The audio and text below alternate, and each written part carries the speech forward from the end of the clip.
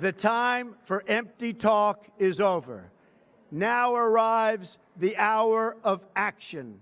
Donald Trump has just been inaugurated as the 45th President of the United States. After one of the most bitter presidential campaigns in modern history, many people hoped that he would give an olive branch to those people who didn't want him to reach the White House. Yet in his inaugural speech, he talked about the carnage that has inflicted America, the rape and pillage of America by foreign countries, and by the elite politicians in Washington who don't think about their own people. Sam, why did Donald Trump decide to take this approach in his inaugural speech, which is so different from John F. Kennedy and Ronald Reagan and almost everyone who came before him? He's consistent with the tone he took throughout the campaign, I think. He's painted a consistently dystopian view of America, talking about the loss of industrial capacity and other countries winning over America at the expense of American workers. His inauguration speech was entirely consistent with that. We must protect our borders from the ravages of other countries making our products, stealing our companies, and destroying our jobs. Thank you. I mean, there is a genuine problem there, and he's right to seize on it, and he was very acute to seize on the problem that is afflicting the large parts of the country, especially rural parts of the country or the Midwest, where there's been a big loss of industrial capacity.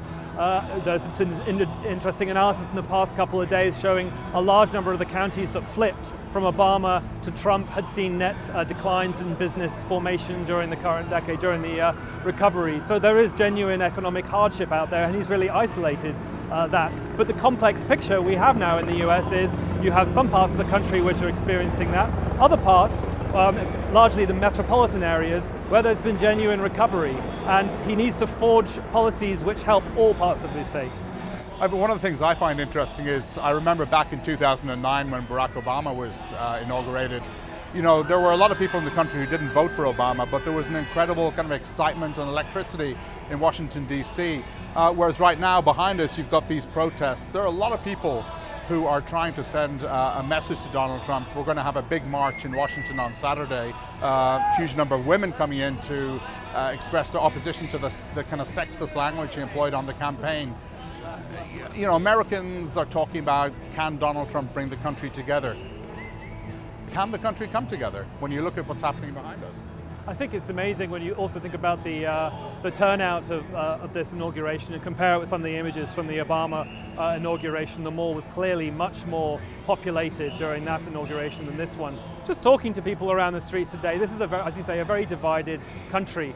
There was an anticipation that Trump would adopt the tone that he did on the night of his victory, which was very much about healing the wounds. There wasn't really a lot about that in the inauguration speech. This was much more of the angry, dark tone that we've seen from Trump.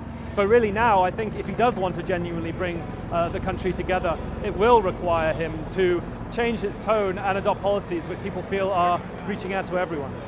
And I found it was interesting that during the inauguration, at the speech itself, he made no attempt to reach out to Hillary Clinton, no olive branch, no recognition that she was even in the audience. It's actually a pretty brave thing for her to do, to walk up there having lost the way she did. Now, he talked a little bit about her later on, but you know, the one speech that the whole nation and the whole world saw, it was almost as if she didn't exist. Well, you say that about Clinton, you can really say that about his tone vis-a-vis Washington in general. The tone was that Washington has failed, with Washington's elite basically sitting right behind him on that dais.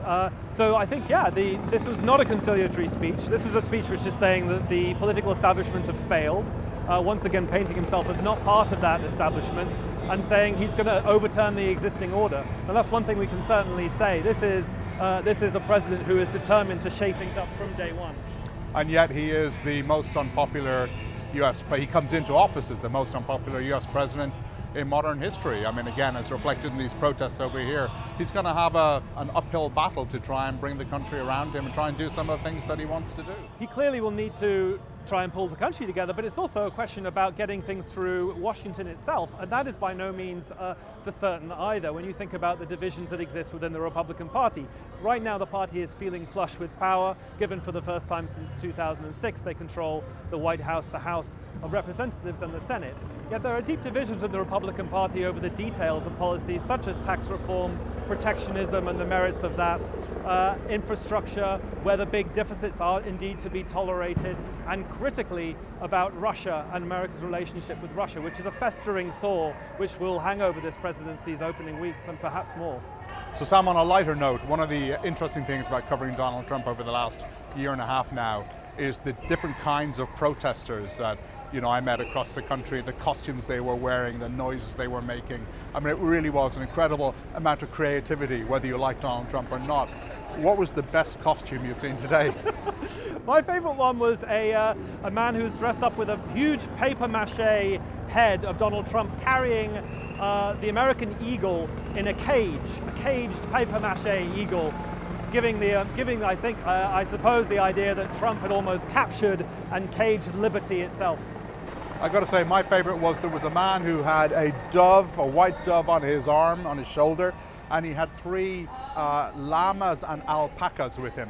And he said that he wanted to make sure that agriculture was going to be free. It was like, make agricultural great again. And when I asked him who the llamas had voted for, he said they were independent. But on that note, here in Washington, I'm Dimitri Sevastopoulos, Financial Times Washington Bureau Chief.